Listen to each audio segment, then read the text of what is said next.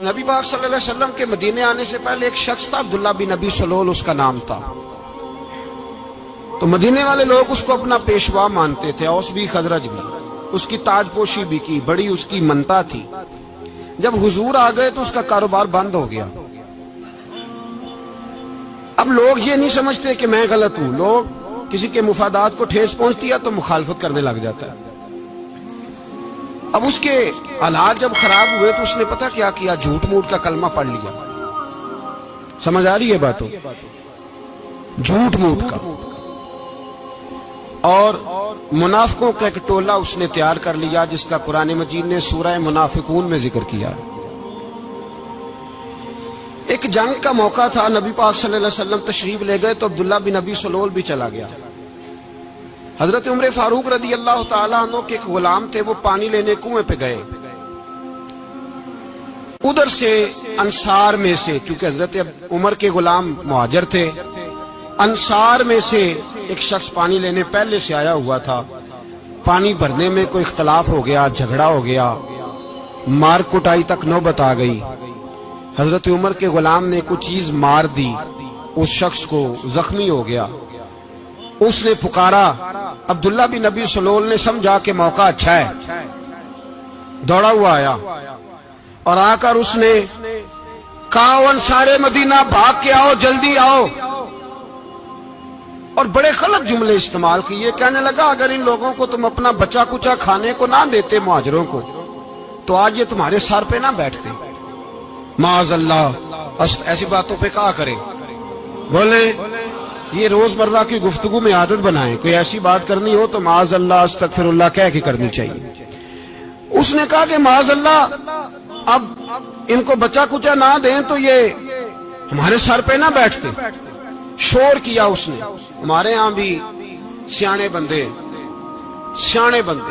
پنچایت کے لوگ، وہ کہتے ہیں تو اس برادری کے بچے سے ہی مار کھا ہے، پتہ ہی نہیں چلا، جا اسے مار کے آ، سر پھاڑا، یہ کار پھوڑ دے اس کا سر، اور دیکھ میں دیکھ لوں گا بعد میں جو ہوگا۔ یہ عقل مند لوگوں کے مشورے نہیں، یہ جاہل لوگوں کے مشورے۔ ناراض نہ ہونا، پر یہ نبی پاک صلی اللہ علیہ وسلم نے فرمایا ہے، حضور کا فرمان ہے۔ یہ کن لوگوں کا کام ہے؟ بول کے بتائیں، بول کے۔ پڑھے لکھے سیانے بندے اس طرح کے مشورے یہ بالکل نہیں دیتے، جاہلوں کا کام۔ پکارا، مہاجر سارے اکٹھے ہو گئے، انصار سارے آ گئے، اور جب انصار آئے تو مہاجرین کو بھی پکارا، مہاجر بھی آ گئے۔ اب وہ گتھم گتھا ہونے لگے تو کسی نے جا کے محبوب پاک کے کان میں کہا، یا رسول اللہ، وہاں تو مہاجر انصار لڑنے لگے، وہ پرانی لڑائیاں پھر سے جاگ گئی ہیں۔ نبی پاک تشریف لائے، حضور نے وہاں لفظ بیان کیے، فرمایا یہ تم نے کیا جاہلوں جیسا کام شروع کیا ہوا ہے؟ یہ کون سا کام ہے؟ اللہ کرے ہم سب اس کام سے باز آ جائے، آمین تو کہنا۔ اور تو اس برادری دے منڈے کوئی مار کھائے، برادری کیا ہوتی ہے؟ برادری تو تعارف کے لیے، اونچ نیچ کہاں سے آ گئی؟ کہا میرے رسول پاک علیہ الصلوۃ والسلام نے، فرمایا تم جاہلوں جیسے کام کر رہے ہو۔ صلح کرائی، بات رفع دفع کرائی، لوگ چلے گئے، معاملہ ٹھنڈا ہو گیا۔ لیکن عبداللہ بن سلول نے کہا کہ میں یہ موقع خالی نہیں جانے دوں گا۔ پھر گیا وہ، اور جا کے انصار مدینہ سے کہنے لگا، ایک دفعہ جا لینے دو مدینے، تم نے میری بات نہیں نہ سنی، جو وہاں بڑے سردار بیٹھے ہیں ان سے بات کروں گا، اور معاذ اللہ ثم معاذ اللہ ہم ان بے عزت لوگوں کو مدینے سے نکال دیں گے، وہاں صرف عزت والے رہیں گے۔ یہ غلط جملے اس نے ادا کیے جس کو قرآن پاک نے سورہ منافقون میں بیان فرمایا ہے۔ اس نے یہ بات کی۔ ایک صحابی تھے حضرت زید رضی اللہ تعالیٰ عنہ، وہ سن رہے تھے، آ کے عرض کی، یا رسول اللہ صلی اللہ علیہ وسلم، عبداللہ بن ابی سلول تو اس طرح کہہ رہا ہے کہ مدینے جا کے عزت والے دوسروں کو نکال دیں گے، اور تم اگر اپنا بچہ انہیں نہ دیتے تو معاذ اللہ آج یہ ایسا نہ کرتے۔ حضرت عمر نے بھی سن لیا، حضرت عمر نے بات سن لی، تلوار نکالی اور دوڑے۔ حضور نے بازو پکڑا، فرمایا کدھر جا رہے ہو؟ کہا یا رسول اللہ، اگر آج سزا نہ دی تو کل اور بات بھی کرے گا، اور اگر آج ایک قتل ہو گیا تو باقی سیانے بن جائیں گے۔ یا رسول اللہ مجھے چھوڑے، میں ماروں گا۔ حضور نے فرمایا عمر چپ کر، وہ جھوٹ موٹ کا کلمہ پڑھتا ہے، لوگ کہیں گے کہ محمد ابن عبداللہ نے اپنے ساتھی مارنے شروع کر دیے۔ چپ کر، حوصلہ کر، صبر کر، دلیری کر۔ حضرت عمر کہتے ہیں میری حضور کے کہنے پر میں ٹھہر تو گیا، پر وہ میرے اندر جو آگ لگی ہوئی تھی ٹھنڈی نہیں ہو رہی۔ کہتے ہیں میں چپ تو کر گیا۔ نبی پاک علیہ السلام نے پوچھا عبداللہ بن ابی سلول سے تو نے یہ کہا ہے؟ کہنے لگا حاشا وکلا، میں نے بات ہی نہیں کی۔ ہاں، اب لوگ کہنے لگے کہ زید تو نوجوان ہے، تو یہ بوڑھا آدمی ہے، چلو صحیح کہتا ہوگا۔ حضور بھی خاموش ہو گئے۔ اللہ پاک نے قرآن مجید نازل فرما دیا، فرمایا اللہ نے سن لی ان کی بات جنہوں نے یہ کہا ہے، اور پھر لفظ بڑے حسین ہے، فرمایا یہ کہتے ہیں ہم عزت والے ہیں؟ نہیں، وَلِلَّهِ الْعِزَّةُ وَلِرَسُولِهِ وَلِلْمُؤْمِنِينَ، فرمایا عزت تو اللہ کے پاس ہے، اللہ کے رسول کے پاس ہے، اور عزت تو مومنوں کے پاس ہے، مومنین کے پاس عزت ہے۔ یہ قرآن پاک نے سارا مضمون بیان کر دیا کہ عبداللہ بن ابی سلول غلط کہتا ہے اور حضرت زید صحیح کہتے ہیں۔ حضور نے کچھ نہیں فرمایا، جا رہا ہے قافلہ۔ جب مدینے کی سرحد آ گئی نا، حدود مدینہ منورہ کی شروع ہوئی، تو عبداللہ کا اپنا بیٹا، اس کا نام بھی عبداللہ بن عبداللہ تھا، اپنا بیٹا اس کا بڑا مخلص جانثار غلام تھا میرے رسول پاک صلی اللہ علیہ وسلم کا، وہ تلوار لے کے مدینے کی حد پہ کھڑا ہو گیا اور کہنے لگا میرے باپ تو نے اتنی بے ایمانی کے لفظ کہے کہ میں ان کو نکال دوں گا؟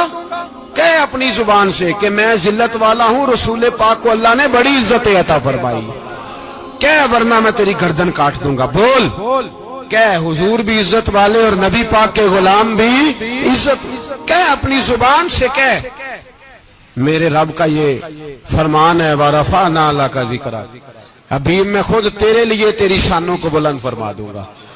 تو کہا تو دشمن ہو کے کہنے لگا میرے بیٹے مجھے معاف کر دے، مصطفیٰ تو بڑی عزتوں والے ہیں، ان کے غلام شانوں والے۔ جب بیٹا تلوار لے کے سامنے کھڑا ہوا، شہرت ہوئی، اب نبی پاک نے حضرت عمر کی طرف دیکھا، کہا عمر تیری بات صحیح تھی، اب جو ہوا یہ زیادہ صحیح تھا۔ وہ میں نے تجھے کہا حوصلہ کر، تدبر کر، وقت کا انتظار کر، یہ صحیح ہوا کہ وہ صحیح تھا؟ تو حضرت عمر فاروق کہنے لگے یا رسول اللہ میں گواہی دیتا ہوں آپ واقعی اللہ کے سچے رسول ہیں صلی اللہ علیہ۔ اتنی اچھی رائے، وقت فیصلہ کرتا ہے، تدبر سے چلے، دانائی سے چلے، علم پیدا کریں، بردباری۔ ہمیں کئی دفعہ سجدہ صاف کرنا پڑتا ہے، ہم جو کہتے ہیں بات اس کے الٹ نکل آتی ہے۔ ہم کسی شخص کے بارے میں کچھ تبصرہ کر بیٹھتے ہیں، کچھ عرصے کے بعد ہمیں پتہ چلتا ہے کہ وہ تو ایسا تھا ہی نہیں، ہم نے غلط بات کر۔ ہم بغیر تحقیق کے، بغیر تفتیش کے، حوصلہ نہ ہونے کی وجہ سے، صبر نہ ہونے کی وجہ سے ہم بہت سارے کام کر گزرتے ہیں، پھر ہمیں نقصان ہوتا ہے۔ اپنی زندگی میں علم نہ چھوڑیں، حوصلہ نہ، لڑائیاں ہوتی ہیں نا گھروں میں، اس کی وجہ خامد ہوتا ہے، بیوی نہیں ہوتی۔ یہ بات گھر جا کے بتانا کہ آج انہوں نے کہا لڑائی کی وجہ کون ہوتا ہے؟ نہ بولو تسی، پر میں تے آنکھ ہی چھڑیا ہے، وہ تو ریکارڈ ہو گیا ہے۔ لڑائی کی وجہ کون ہے؟ جڑے باتیں لڑتے ہیں وہ کندے ہی نہیں پے۔ وجہ کون بنتا ہے جی؟ کیوں بلا؟ اس لیے کہ نبی پاک صلی اللہ علیہ وسلم نے فرمایا عورت کی اگل آدھی ہے تو تیری تو پوری ہے نا، جس کا مطلب ہے لڑائی اگر بچ سکتی تھی تو مرد کی وجہ سے بچ سکتی تھی، گھر میں امن ہو سکتا تھا۔ کہتے ہیں جی بڑی بیوقوف ہے میری سنتی نہیں، تو میں نے کہا جو اس سے بحث کر رہا ہے وہ سیانا ہے؟ بولیں، جو بحث کر رہا ہے وہ عقل مند ہے؟ بندہ تو چلو تھا وہ دانشور شیکسپیئر، باتیں بعض اوقات اس کی کچھ ایسی ہیں۔ اس سے کسی نے پوچھا تھا عورتوں سے کون جیت سکتا ہے بحث میں، تو اس نے کہا تھا وہ جو ان سے بحث نہ کرے، جو ان سے بحث۔ تو بھائی تو وجہ اس لیے کہ حوصلہ تو نہیں کرنا تھا۔ نبی پاک علیہ السلام نے فرمایا بی بی ٹیڑھی لکڑی ہے، سیدھی کرنے کی کوشش کرو گے تو ٹوٹ جائے گی، سیدھی تو پھر کتنا بیوقوف ہے جو پتھر سے سر رگڑ رہا ہے، کتنا نادان ہے جو یہ حرکت کر رہا ہے، دریا میں چھلانگ لگا کے کہتا ہے ڈوبوں گا نہیں۔ تو بھائی حوصلہ پیدا کرے، علم پیدا کرے، بہت ساری ایسی باتیں کرے کہ جس میں اشتعال آئے گا، فٹافٹ 3 لفظ طلاق کے دے دیے، اب بھاگا گیا مفتی صاحب کے پاس، او ہو 4 بچوں کا کیا بنے گا؟ اور یہ بات پکی ہے کہ بچوں کو صرف ان کی ماں ہی پال سکتی ہے، ان کی ماں۔ اور بات مجھے نہیں بھولتی، ایک شخص نے بیوی کو طلاق دے کے دوسری شادی کی. اس کا بیٹا تھا 10 سال کا. اس نے اپنے بیٹے سے کہا کہ بیٹے بتا پرانی اماں صحیح تھی یا یہ صحیح ہے؟ اس نے کہا نہیں ابا وہ تو جھوٹ بڑے بولتی تھی، یہ صحیح ہے. وہ جھوٹی تھی، وہ جھوٹ بڑے بولتی تھی میری سگی اماں، یہ سچ بولتی ہے. اس نے کہا وہ کیسے؟ کہنے لگا اس لیے کہ میں کوئی شرارت کرتا تھا تو میری سگی اماں مجھے تھپڑ مارتی تھی اور کہتی تھی تجھے روٹی نہیں دے رہی، جا دوڑ جا گھر سے. تو میں دوڑ جاتا تھا تو جھوٹ بولتی تھی نہیں دینی، پھر آدھے گھنٹے کے بعد مجھے ڈھونڈنے لگ جاتی تھی، ڈھونڈ کے لاتی تھی، پھر میری منت کرتی تھی، پھر مجھے کہتی تھی نہ مجھے ستایا کر، پھر میرا ماتھا چومتی تھی، پھر میری مرضی کا کھانا بنا کے دیتی تھی، پھر میرے منہ میں لقمے ڈالتی تھی. جھوٹی تھی، پہلے کہتی ہے نہیں دینی پھر پیچھے بھاگتی ہے. یہ سچی ہے، میں شرارت کرتا ہوں تو تھپڑ مار کے نکالتی ہے، پھر میں منتیں کرتا ہوں پر روٹی نہیں دیتی، پیر پکڑتا ہوں نہیں دیتی، سچ بولتی ہے، اپنی بات پہ ڈٹ جاتی. او بھائی بچے اس کی ماں ہی پال سکتی ہے، تو نے 3 جملے کہتے سوچا ہی نہیں، تیرا کا گیا تو یہ تو نئی بیوی ملے گی، اور اس کا بھی کیا گیا، اس کو بھی شاید شوہر مل جائے. ان پھولوں کی پرورش صرف ان کا مالی کر سکتا ہے، دوسرا کر سکتا تو نے حوصلہ ہی نہیں کیا. ٹھیک ہے غلطی بیوی کی تھی پر تو مرد تھا نا، تیرے پاس تو دلیری تھی. فٹافٹی 3 طلاق کے جملے کہہ دیے. اور میرے رسول پاک علیہ السلام نے فرمایا جائز کام بڑے ہیں پر طلاق جائز تو ہے پر میرے رب کو پسند نہیں، اللہ کو پسند. تو نے مالی بگا دیا جس نے تیرے گھر کا باغ سینچنا تھا. تو بھائی یہ حوصلہ نہیں، درجنوں طلاقیں، 20 کیس، اور ابھی وہ شادی کے پورے کپڑے نہیں پہنے تو طلاق پہلے. اس کی وجہ یہ کہ حوصلہ نہیں، صبر نہیں، رضا نہیں، ہم احساس نہیں کرتے. اگر تو یہ سمجھ جائے کہ بس اللہ نے جو میرے لیے بہتر سمجھا مجھے دے دیا، صحیح ہے میری آزمائش ہے، کیا ہے کچھ ہے جو اس نے بہتر سمجھا مجھے اس نے، پھر تو سکھی ہو جائے، تیرے لیے جینا آسان ہو جائے، پھر تو بہت ساری پریشانیوں سے آزمائشوں سے دور ہو جائے. میرے نبی پاک علیہ السلام نے ہمیں حوصلہ کرنے کا حکم دیا، دلیری. 2-3 سال شاید پچھلے سال یا اس سے پچھلے سال حج کے موقع پہ نا ہمارے پاکستان میں تو بڑے بڑے انوکھے واقعات ہوتے ہیں. سننے سے کیا میں کہتا ہوں وہ عبرت کے لیے ہوتے ہیں. جعلی ویزے لگوا دیے حج کے کسی ایجنٹ نے، اللہ کے مہمانوں کو بھی لوگ لوٹ لیتے ہیں. جعلی ویزے لگوا دیے. اور مزے کی بات یہ ہے کہ پاکستانی ایئرپورٹ سے گزر بھی گئے وہ ویزے والے، اور احرام باندھے لوگ جدے پہنچ گئے. 4 آدمی تھے، انہوں نے ویزا دیکھا تو کہا نقلی آپ کو واپس جانا پڑے گا. اگلی فلائٹ سے وہ لوگ واپس آئے. آپ مجھے بتائیے ان کی جب وہ چھوٹے چھوٹے کلپ آئے، میڈیا نے ان کی باتیں سنی تو ان کے آنسو نہیں تھمتے تھے. ایک آدمی احرام باندھ کے گیا ہے، معمولی سمجھتے ہیں آپ؟ میرے جیسا غریب آدمی کبھی اس نے ارادہ کیا اور مدینے جانے کا لیٹ ہو جائے تو کلیجہ پھٹنے کو آتا ہے. کچھ مجبوریاں پیروں میں آ جائے، نہ جا سکے تو پتہ نہیں کتنی توبہ کرنے کو دل کرتا ہے کہ کہیں غلطی تو نہیں ہو گئی، کوئی ایسی بات تو نہیں نکل گئی. یقین کریں طبیعت پریشان ہو جاتی، یار کوئی ایسا کام تو نہیں ہوگا جس کی وجہ سے یہ بات ہوئی.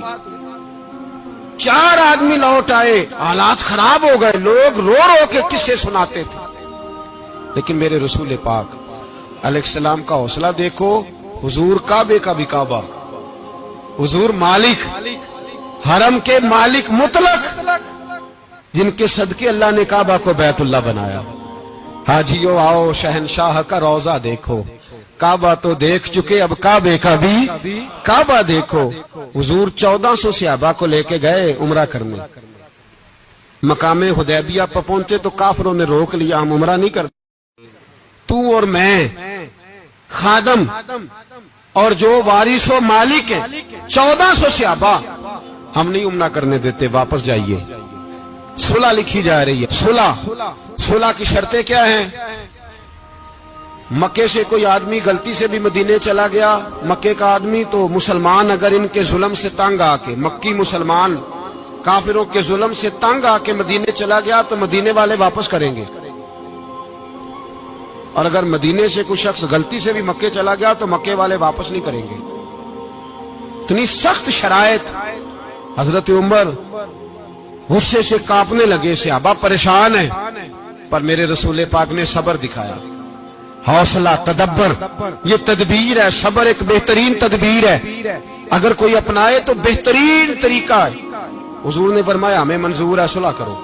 اور اتنا سخت حکم ہے, کہنے لگے 1400 احرام والے واپس جائیں, بعد میں آنا, اس وقت نہیں عمرہ کرنے دیں گے. میرے نبی پاک علیہ السلام, مجھے بتاؤ, مجھے اور آپ کو دکھ ہوتا ہے تیاری ہو تو پروگرام رہ جائے, تو اگر احرام باندھا ہو اور اللہ کے رسول نے بندھوایا ہو تو حضور واپس لوٹنے لگے تو کتنی تکلیف کی بات ہے. حضور نے فرمایا چلو آئندہ آئیں گے. معاہدہ لکھا جا رہا ہے, حضرت علی معاہدہ لکھ رہے ہیں. لکھو محمد الرسول اللہ صلی اللہ علیہ, محمد الرسول اللہ صلی اللہ علیہ وسلم اور قریش مکہ کے بیچ معاہدہ. یہ تحریر لکھی جا رہی تھی تو ابو سفیان بول پڑا, کہنے لگا جی ہم محمد الرسول اللہ نہیں لکھنے دیں گے معاذ اللہ, یہی تو ہمارا جھگڑا ہے. اگر آپ کو رسول اللہ مان لیا تو پیچھے رہ کیا گیا, محمد ابن عبداللہ لکھے. حضور نے حضرت علی سے فرمایا رسول اللہ کاٹ کے محمد ابن عبداللہ لکھو. حضرت علی لکھ رہے تھے, محمد رسول اللہ لکھا تھا, فرمایا رسول اللہ کاٹ کے محمد ابن عبداللہ لکھو. تو حضرت علی کہنے لگے حضور مجھے یہ لفظ کاٹنا نہیں آتا, حضور مجھے یہ لفظ کاٹنا.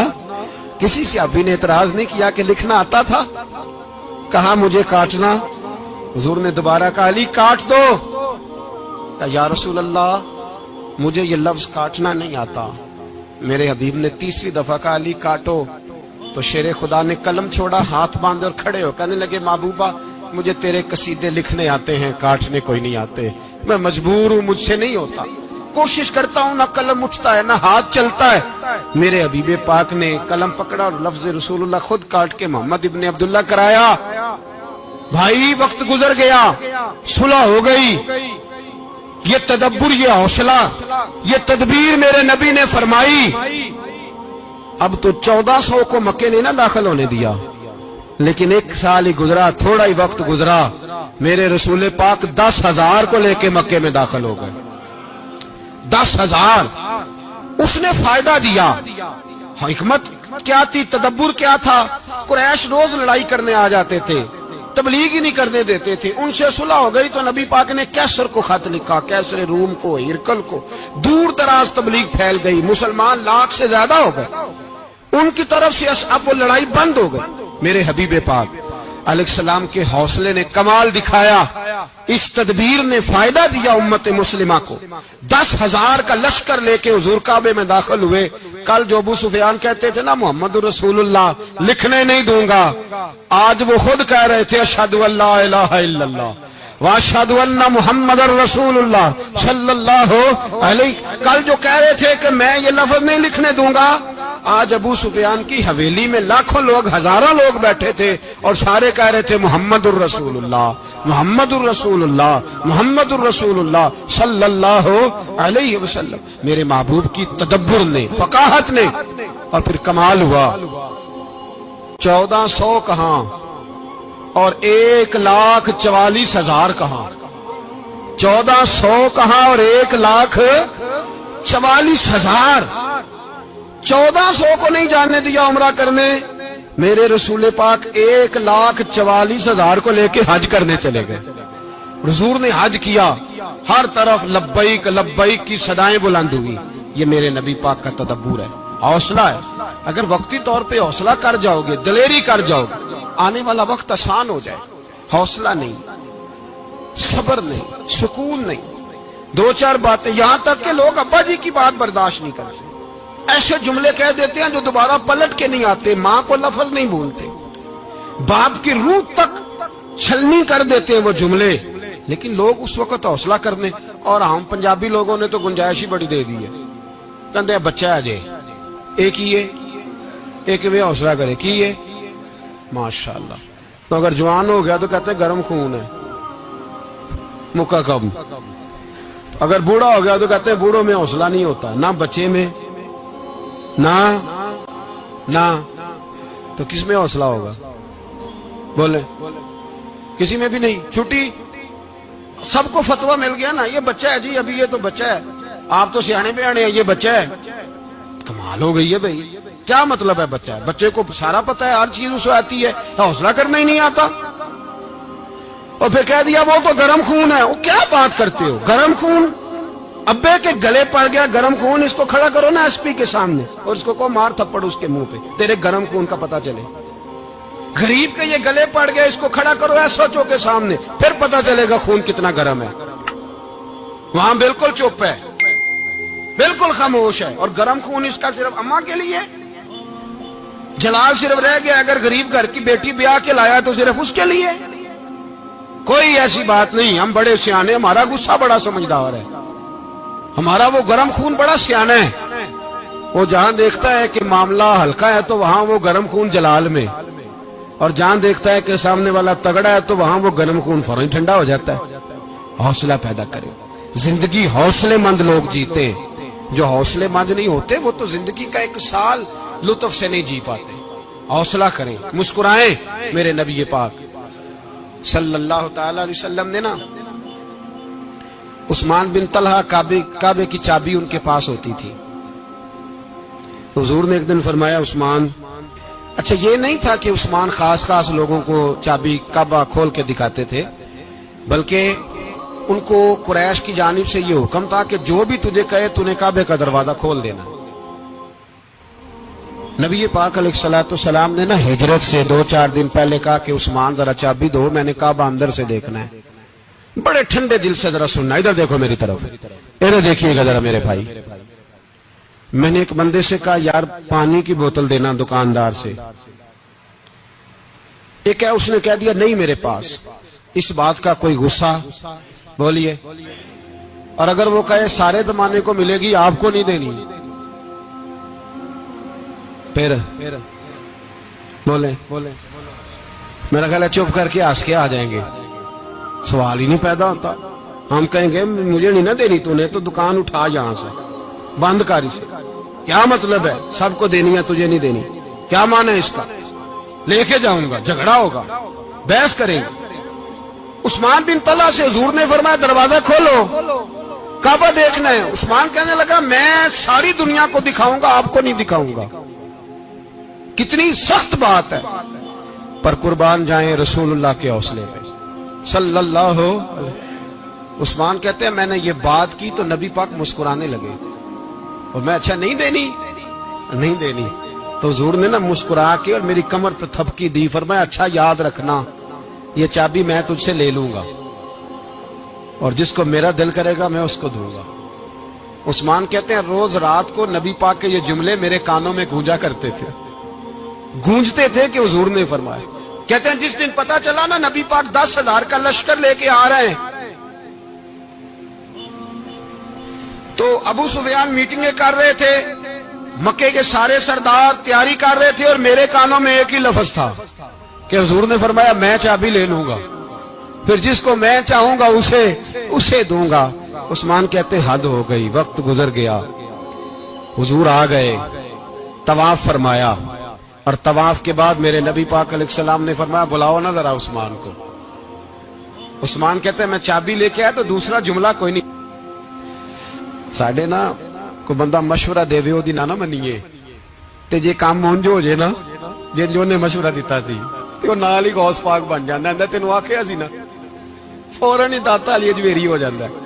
وہ کہندے تینوں پتہ نہیں میں کڈا ولی اللہ, تینوں میں آکھیا سی میں انج نہ کر, اور بندہ پریشان ہوتا ہے, کام الٹ ہو گیا, اور لاگوں آکھی جاندا ویکھو جی میں تے تانوں پہلوں ہی آکھیا سی.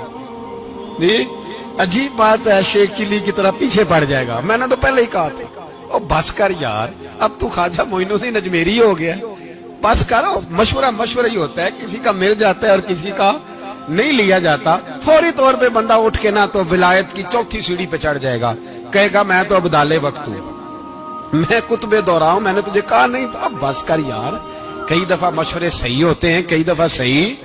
بولیے. نبی پاک صلی اللہ علیہ وسلم کی احد کے دن خواہش یہ تھی کہ اندر رہ کے لڑنا ہے. جوان صحابہ نے کہا باہر جا کے لڑائی کرنی ہے, حضور نے باہر جا کے جنگ کی. بظاہر مسلمانوں کو شکست ہوئی. حضور نے ایک دفعہ نہیں کہا کہ میں نے تمہیں کہا نہیں تھا اندر رہنا ہے, بس ہو گیا جو ہو گیا. اب اس میں فٹافٹ اگلے کو حوصلہ دو، کوئی عرض نہیں یار. نبی پاک سب بولیے صلی اللہ علیہ وسلم، میرے حبیب پاک علیہ الصلوۃ والسلام نے نا کہا عثمان کو بلاؤ. عثمان آئے تو عثمان کہتے میں نے چابی دی تو میں تیار تھا، میں تیار تھا کہ اب میری بات ہوگی اور رسوائی ہوگی. لیکن کہتے ہیں قربان جائیں مصطفیٰ نے تو یہ جملہ بھی نہیں کہا کہ میں نے تجھے کہا نہیں تھا، یہ بھی نہیں کہا. حضور نے چابی لی، کعبے کے بت صاف کیے، نماز پڑھی، واپس آئے. فرمایا عثمان میرا وعدہ تھا تیرے ساتھ کہ جس کو میں چاہوں گا چابی دوں گا، یہ لو چابی میں تجھے ہی دینا چاہتا ہوں، لے لو رکھ لو. عثمان کہتے ہیں وہ چابی نہیں میرے طرف آ رہی تھی، میری طرف ایمان آ رہا تھا. وہ چابی نہیں آ رہی، ایمان آ رہا تھا میری جانب.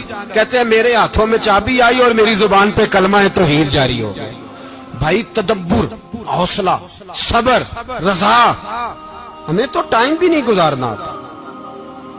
گھر کا ماحول، گھر کے اندر رہ کے لوگ دکھی ہیں، اس لیے کہ ہماری طبیعتوں میں حوصلہ نہیں. ایک منٹ کے لیے نہیں، ایک سیکنڈ کے لیے بھی ہم یہ برداشت نہیں کرتے کہ چلو تھوڑا انتظار کریں، وقت کو دیکھیں، موقع کو دیکھیں. میرے نبی پاک علیہ الصلوۃ والسلام پہ اتنی مصیبتیں آئیں کہ پہاڑ پہ آتی تو وہ ریزہ ریزہ ہو جاتے، لیکن کسی مقام پر بھی حضور علیہ الصلوۃ والسلام شکوہ کرتے نظر نہیں آتے. ہم غریبی کا رونا روتے ہیں، ہر چوتھا آدمی کہتا ہے بڑا غریب ہوں، لیکن میرے نبی پاک علیہ الصلوۃ والسلام نے چوتھے دن کھجور کھائی، سرکہ کھایا ہے اور موٹے بان کی چارپائی پہ آرام کیا. حضرت عمر نے کہا حضور کتنی تکلیف ہے؟ فرمایا عمر کوئی تکلیف نہیں، تھوڑا سا تو وقت ہے، جنت میں جائیں گے، ساری نعمتیں اللہ نے ہمارے لیے تیار کی ہوئی. راضی بالرضا، راضی بالرضا، کوئی کسی قسم کا مسئلہ نہیں. ہمیں آزمائشیں آتی ہیں، تکلیفیں آتی ہیں، بیماریاں آتی ہیں، لوگ چھوٹی چھوٹی بات پر پریشان ہو جاتے ہیں، ذرا ذرا سی بات پر شکوہ کرتے ہیں. میرے رسول پاک علیہ السلام نے فرمایا جب میرا رب کسی کو بیمار کرتا ہے تو 2 فرشتوں کو بھیجتا ہے، جاؤ میرے بندے کی تیمارداری کر کے آؤ. اللہ اکبر، خود رب بھیجتا ہے، جاؤ میرے بندے کی. تو مجھے بتائیے جب اللہ بھیجے تو پھر تندرست خوش نصیب ہوا کہ بیمار؟ جی تندرست پھر خوش نصیب کون ہوا؟ میرے نبی پاک صلی اللہ علیہ وسلم نے فرمایا رب 2 فرشتے بھیجتا ہے، فرماتا ہے پتہ کر کے آؤ میرے بندے کا اس کا کیا حال ہے. حالانکہ اللہ سارے جانتا ہے. فرشتے آتے ہیں، واپس جاتے ہیں، رب کریم پوچھتے ہیں بتاؤ میرا بندہ کیا کہتا تھا؟ اللہ تجھے سارا ہی پتہ ہے، پر ہم سے پوچھتے تو بتا دیتے ہیں. وہ یہ کہتا تھا کہ میں اپنی رب کی رضا پہ بڑا ہی راضی ہوں. وہ تیری حمد کر رہا تھا، تیری تعریف کر رہا تھا، تیرا شکر کر رہا تھا، تیرے لیے کلمات حمد بیان کر رہا تھا. تو میرے نبی پاک علیہ السلام فرماتے ہیں، اللہ فرشتوں سے فرماتا ہے سنو پھر اگر میں اپنے بندے کو اس بیماری میں شفا دوں گا تو اس تندرستی سے زیادہ اچھی تندرستی دوں گا جو پہلے اسے عطا کی ہوئی تھی، پہلے سے اچھی صحت دوں گا. اور اگر اسے اس بیماری میں موت دوں گا تو پھر مرتے ہی اس کے لیے میں جنت کا فیصلہ فرما دوں گا. بھائی جب تو راضی بالرضا رہتا ہے، راضی بالرضا، بڑی سادی سی بات ہے بھائی. آپ گھر گئے روٹی مانگی تو اگر کسی نے کہا نا کہ اتنی تھکاوٹ ہے ٹائم پہ آیا کرے اس وقت، تو روٹی تو وہ بھی مل گئی اور اس میں لذت، وہ سکون نہیں، وہ سکون نہیں.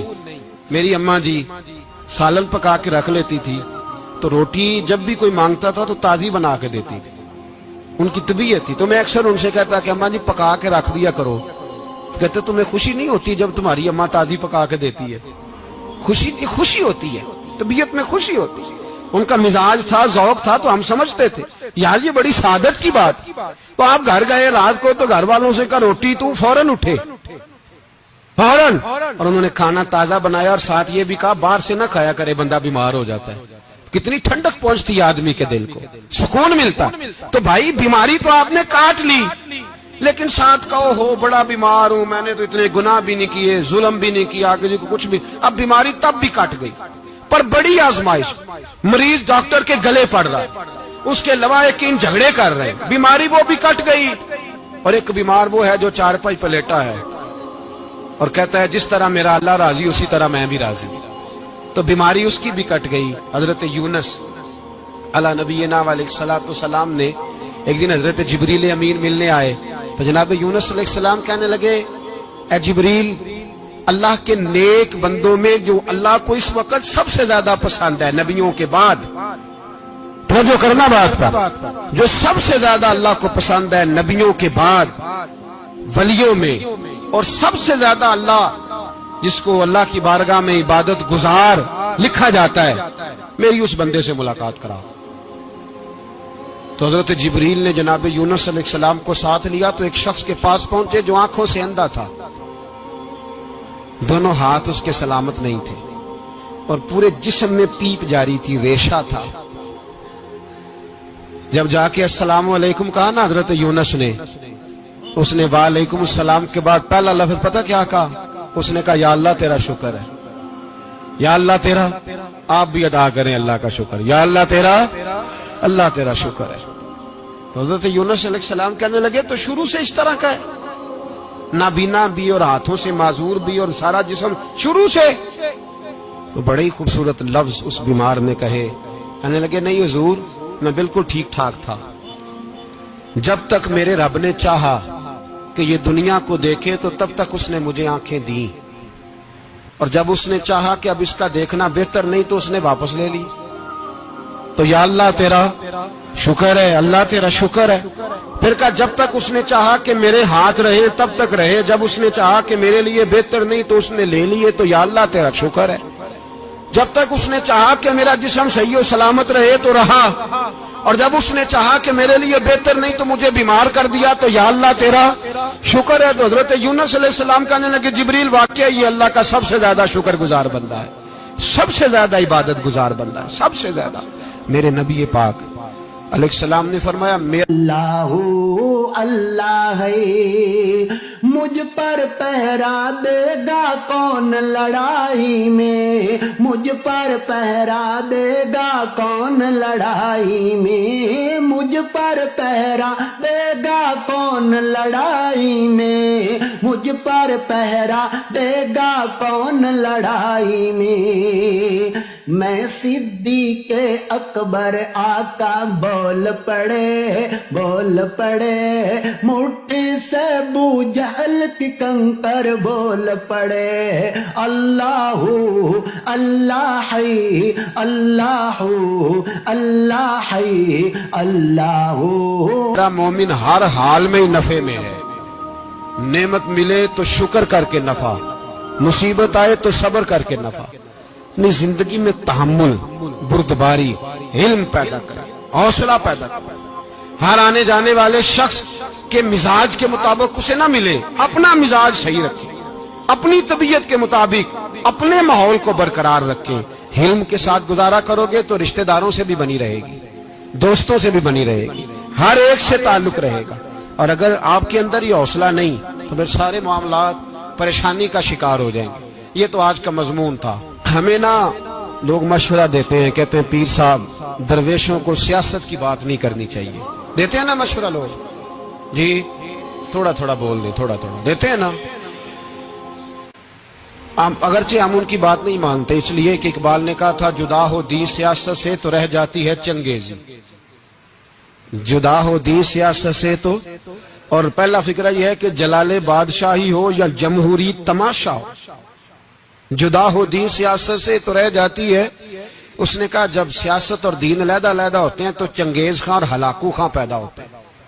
سیاست جب تک مسجد کے اندر رہتی ہے تب تک پاک صاف رہتی ہے، وہ گندی ہوتی تب ہے جب مسجد سے نکل جاتی ہے۔ حضرت علی کے زمانے تک مسجد میں رہی، پاک صاف رہی، یزید باہر لے گیا تو گندی ہو گئی، حضرت عمر بن عبدالعزیز دوبارہ مسجد میں لے آئے تو پھر پاک ہو گئی۔ لیکن پھر بھی ایک ساتھی نے مجھے کہا تو اس کی بات میں، سب کی باتیں نہیں مانتا، اس کی بات میری سمجھ میں آئی۔ وہ کہنے لگا جی اصل بات یہ ہے کہ سیاسی تبصرے تجزیے ہم اخباروں میں ٹی وی پہ جا کے بیٹھے، جا کے بڑی مہربانی میری طرف دیکھیں، وہ ہم سنتے رہتے ہیں تو ہمارا دل کرتا ہے مسجد میں صرف ہم رسول اللہ کا پیار ہی سنیں۔ تو میں نے کہا یار تیری بات دل کو لگتی ہے، یہ بات صحیح ہے، چلو یہ نیت اچھی ہے، یہ تیرا نظریہ ٹھیک ہے، مان گئے ہم۔ میں چلا گیا دکاندار کے پاس اور میں نے اس کو جا کے کہا کہ گاڑی کا انجن کھولو، اس طرح کرو اس طرح. اس نے کہا مولانا آپ جا کے نا گھر تو فقہ کی کتاب کھولیں, اس لیے کہ گاڑی کے انجن کے بارے میں آپ کو معلومات, یہاں اگر آپ نے یہ کام کرنا ہے تو اس کو پڑھیں. کسی استاد کے پاس ورک شاپ پہ آئیں, آپ کے ہاتھوں کو, منہ کو, چہرے کو مٹی لگے, دھواں لگے, گریس لگے, پھر آپ کو پتہ چلے گا انجن کیسے کھلتا ہے. صحیح کہہ رہا ہوں نہیں صحیح کہہ رہا؟ دھواں گلا تو یہاں کر چڑی جائے. صحیح کہہ رہا ہوں جی. اگر مولوی کو اجازت نہیں سیاست کی بات کرنے کی, اور مولوی کو اجازت نہیں کہ انجن کی بات کرے, تو سیاستدان کو اجازت ہے دین کی بات کرنے کی. یہاں تو وہ آئے نا مدرسے میں پڑھے, پورا دین حاصل کرے, پھر وہ بولے تو پھر تو ٹھیک ہو گیا. لیکن جب اسے سورت اخلاص بھی سیدھی نہیں آتی تو فتوے دینے کی اس کو ضرورت ہے کوئی؟ بولے نا یار کیوں چھیڑتے ہیں سیاست؟ ہم نہ پچھلے جمعے جلوس نکالنا چاہ رہے تھے ختم نبوت کی ترمیم کے حوالے سے. حکومت وقت نے کہا کہ ہم واپس لیتے ہیں, تو میرے بہت سارے دوستوں نے کہا جی نکالنا چاہیے. انہوں نے کیا کیوں؟ میں نے کہا یار لوگوں کو بھی پریشان نہیں کرنا چاہتے, ہماری اپنی سڑکیں ہیں, کسی کو بس ٹھیک ہے. انہوں نے واپس لے لی تو بات ختم ہو گئی, ہم مان گئے, تسلیم کر لیا. اتنا ہمارا مطالبہ ہے کہ اس آدمی کو ضرور سزا دو جس نے یہ ترمیم کی ہے. لیکن ہم نہیں کرتے, کوئی نہیں نکلے, نہیں نہ نکلے بولے. تو وزیر قانون صاحب کو کیا مصیبت بنی ہوئی ہے نیا فتویٰ دینے کی؟ کہ ہے کوئی شوق انہیں دینا چاہیے فتویٰ؟ کہتے نہیں مرضیوں میں ہمارے درمیان تھوڑا ہی فرق ہے.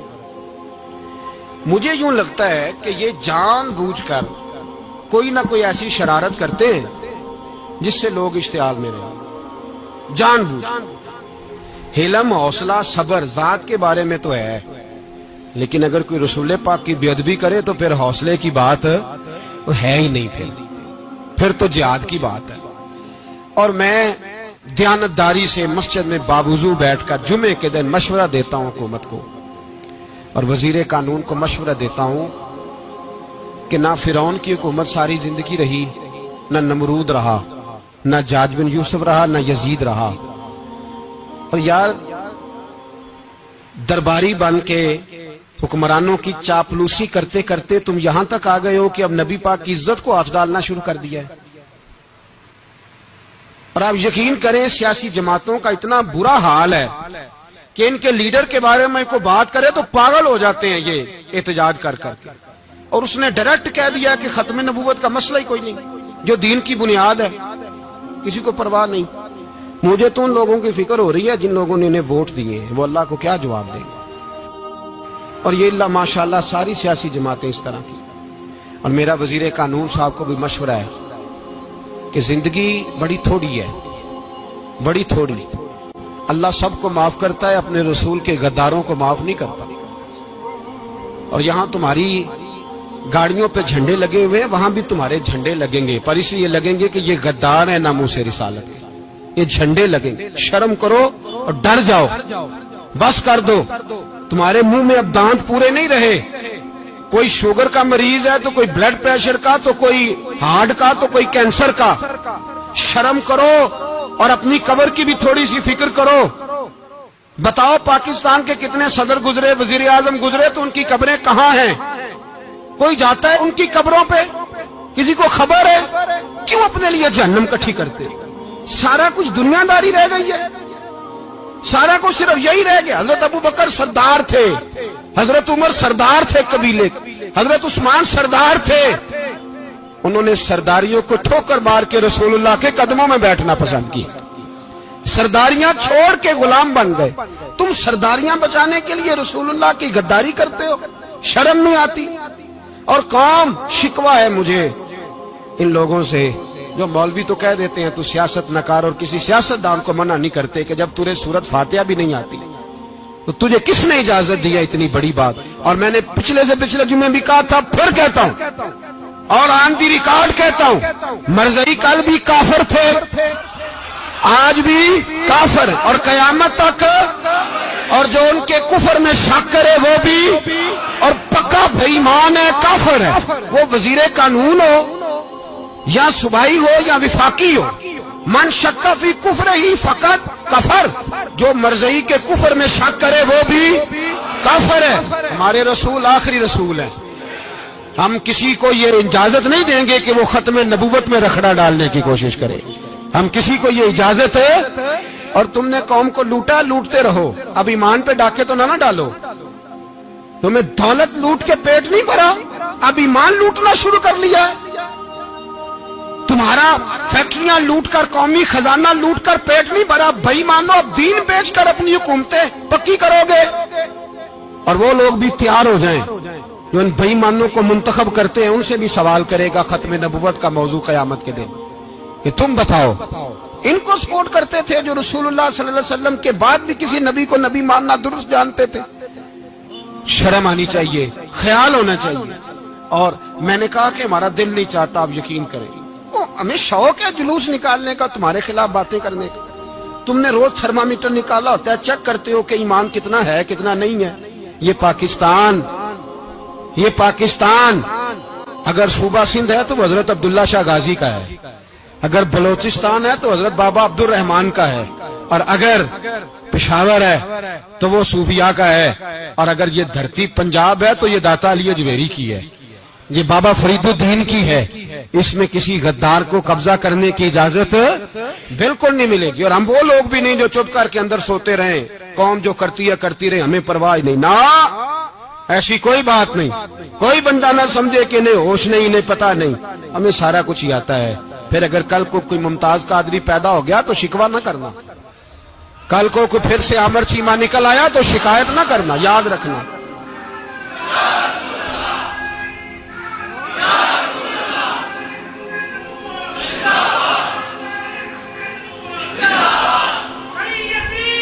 तो मेरे भाई खोल के बोले या नबी रसूल के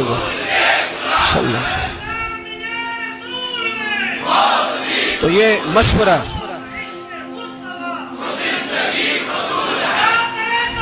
जज़ाक, तो ये तुम्हें मशवरा है।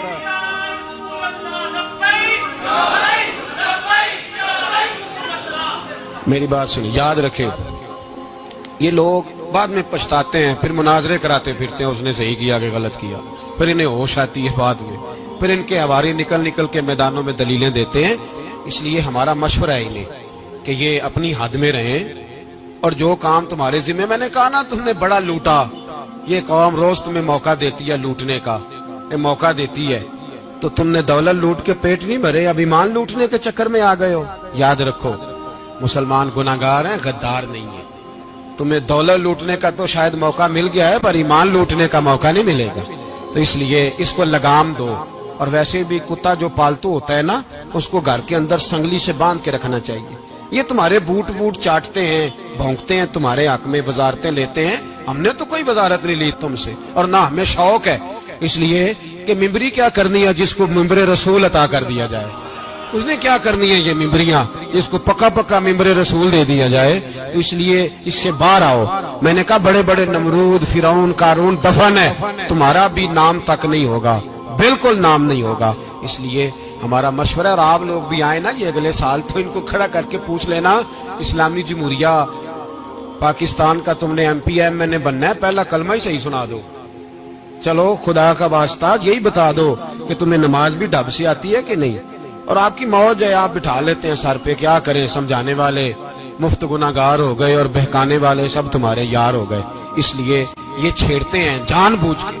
और फिर जब कोई मुमताज कादरी अलैहि रहमा पैदा होते हैं, फिर इन्हें दुश्वारी होती है, फिर इनका जीना मुश्किल हो जाता है। ये मौका देते हैं, पता नहीं किसके एजेंडे पे अमल कर रहे हैं। मेरा सवाल ये है, मैंने पिछले जुमे फिर मेरा सवाल है कि मैं पूछता हूँ, इस आदमी को जरूरत क्या है खत्म नबूवत पर बात करने, जब उम्मत मुस्लिमा के मुतफिक का फैसला है कि मरज़ई काफिर। असेंबली ने बिल पास कर दिया कि मरज़ई, उनको अक़लियत करार दे दिया, और जब से वो अक़लियत बने ना हमने उनकी इबादत गाह जलाई, ना हमने उनको कब्रों से निकाला, ना हमने, बस ठीक है जैसे ईसाई रहते हैं, यहूदी से किस मुल्क में रहते हैं वो भी रहे, अक़लियत बन करे, कोई पर तुम उन्हें खींच खूंच के क्यों करीब करते हो? तुम्हारा क्या जराना है उनके साथ, बताओ तो सही। इन लोगों से इनको चाहिए अपने मुंह में लगाम डालें, और अगर नहीं डालेंगे फिर इंशाल्लाह डाली जाएगी। اور بڑی تگڑی ڈلے گی، اور پھر ایسی ڈلے گی. سلمان تاثیر جب مرا تھا نا تو 5-5 لاکھ روپیہ مولویوں کو آفر کی جنازہ پڑھاؤ. 5-5 لاکھ روپیہ چھوٹے چھوٹے مولویوں کو. اور داتا صاحب کی مسجد کے خطیب بھی صوبائی جو تھے وہ خطیب تھے، ملازم تھے. انہوں نے کہا کہ ایمان نہیں بیچنا، نکالنا نوکری سے تو نکال دو. اور بادشاہی مسجد کا مولوی جس کا پتہ نہیں چلتا کبھی کدھر چلا جاتا ہے کبھی کدھر، یہاں تو وہ بھی کھڑا ہو گیا. اس نے کہا نا ایمان نہیں بیچنا. گورنر ہاؤس کی مسجد کا امام کہنے لگا کہ بخشا جانا نہ جانا یہ تو رحمت الہی کا معاملہ ہے، پر اتنا گندا جنازہ نہیں پڑھنا، اتنا گندا جنازہ نہیں ہم پڑھیں گے. مرنے کے بعد تمہارے جنازے نہیں پڑھے جاتے، تمہاری قبریں خراب ہوتی ہیں. کدھر ہیں تمہاری دولتیں؟ اور وہ مولوی آج تک پتہ ہی نہیں کدھر گیا جس نے اس غلیظ کا گندا جنازہ پڑھایا. تو بھائی اپنی قبر حشر کو جب جہاں تمہارے جنازے نہیں پڑھے جا رہے تو وہاں تمہارا کیا حال ہوگا. اس لیے ان لوگوں کو چاہیے کہ اپنی زندگی اس طرح گزاریں کہ کچھ نہ کچھ منہ لے کے سرور کائنات کے پاس چلے جائیں، ورنہ ایسا نہ ہو کہ یہاں بھی پھٹکار اور وہاں بھی پھٹکار. اس لیے ہمارا مطالبہ ہے حکومت سے کہ شرم کرو اور ایسے بےایمانوں کو، کالے ناگ جو تم نے بھرتی کیے ہوئے ان کو نکالو، اور اگر تعریفیں کروانی ہو، تلوے چٹوانے ہو تو اندر کمروں میں ان سے چٹوا لیا کرو. ان سے کہو کہ یہاں ہماری نوکری کرو، باہر نکل کے رسول اللہ صلی اللہ علیہ وسلم کے دین کے بارے میں گفتگو نہ کرو. اس لیے کہ اللہ تبارک و تعالیٰ نے اس دین کے اندر بڑا حسن اور بڑا جذبہ رکھا ہوا ہے، بڑا وقار ہے. ہمارا مطالبہ ہے حکومت سے کہ ختم نبوت کے مسئلے پر کوئی سیاستدان گفتگو نہ کرے. آپ تائید کرتے ہیں اس بات کی؟ اس پر کوئی سیاستدان کوئی گفتگو؟ ہمارے پاس بڑے تماشے ہیں سیاست کرنے کو، باقی تماشوں پہ سیاست کرو. یہ رسول اللہ کی ناموس کا معاملہ ہے، یہ چھیڑنے کی تمہیں اجازت ہو؟